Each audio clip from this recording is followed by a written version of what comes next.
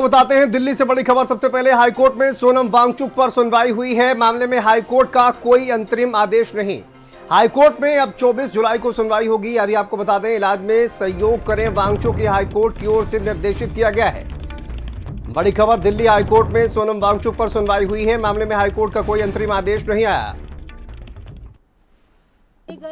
Detention के जैसे इसको ये किया जा रहा है और ये बहुत ही बुरा टाइम देश के लिए चल रहा है, जब एक इंसान अपने हिसाब से अपने चॉइस के हॉस्पिटल में, जहां उसको अच्छा लगे, जहां वो खुश हो, वहां नहीं वो ट्रीटमेंट ले सकता, लेकिन गवर्नमेंट डिसाइड करेगी कि उनको कहां करना है।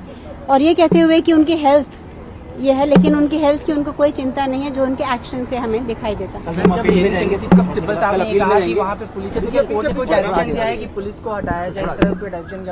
और ये भी कहा गया मैम कि मेदांता या फिर कोई भी निजी अस्पताल के डॉक्टर कंसल्ट कर सकते हैं सफदरजंग हॉस्पिटल के डॉक्टर से, अगर आपको कोई भी वो नहीं अलाउ कर रहे कि हमारे डॉक्टर्स उनको कंसल्ट कर सके, लेकिन हमने उनको ऑफर किया कि हम मेदांता में आपके और डॉक्टर्स को कंसल्ट करने देना चाहेंगे। हाँ, लेकिन फिर भी And what about the removal of police from there? They have, We have mentioned this to the court. Let the court take it. बताया है, बट सब बताया है। अब ऑर्डर पढ़िएगा, ऑर्डर में सब कुछ। Thank you so much for interaction. आप लीड करेंगे मैम प्रोटेस्ट को? देखते हैं।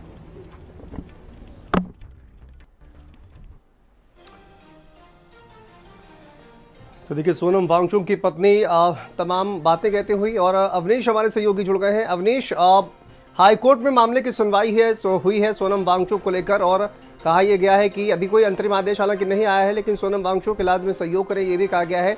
इस पूरी सुनवाई को लेकर फिलहाल क्या खबर सामने आ रही है?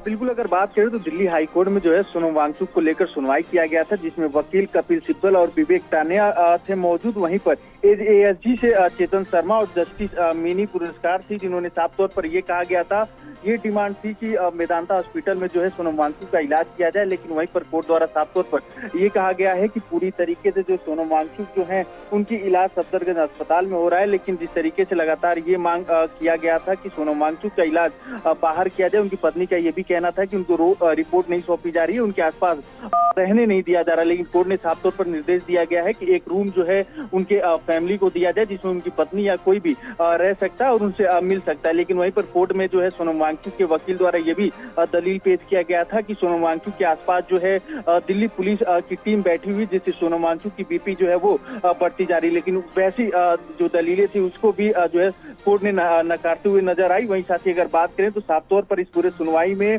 जो है कोई भी जो है कोर्ट द्वारा निर्देश नहीं दिया गया, और सोनम वांगचुक का इलाज फिलहाल अभी सफदरजंग अस्पताल में ही चलेगा, और इसकी अगली सुनवाई जो है 24 जुलाई को होने वाली है। ठीक है, बहुत शुक्रिया आपका जानकारी के लिए, अपडेट के लिए।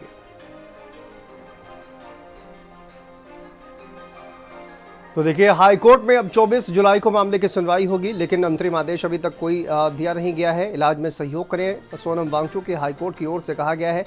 तो अब 24 जुलाई को मामले की सुनवाई होगी। देखना होगा उस पूरे मामले पर हाईकोर्ट क्या निर्देश देता है। और फिलहाल सोनम वांगचुक सफदरजंग हॉस्पिटल में उनका इलाज चल रहा है।